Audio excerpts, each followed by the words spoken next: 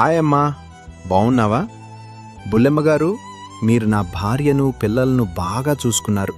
నాకు చాలా సంతోషంగా ఉంది. అన్నయ్య, వదినమ్మ, గోపి, తిరుమల బాగున్నారా? గంగక్కయ్య, పోలేరమ్మక్క, చెల్లి మీరు బాగున్నారా? అనిత, రాజేష్, స్మైలీ, ప్రిన్సీ, కవిత, తిమోతి మీరందరూ బాగున్నారా? యశోద, మన పిల్లల గురించి ఏమీ ఆలోచించవద్దు. వాళ్ళు మంచిగానే ఉంటారు. నీ ఆరోగ్యం జాగ్రత్త. రాజేష్, తిమోతి, మీ అత్తయ్యను బాగా చూసుకోండి.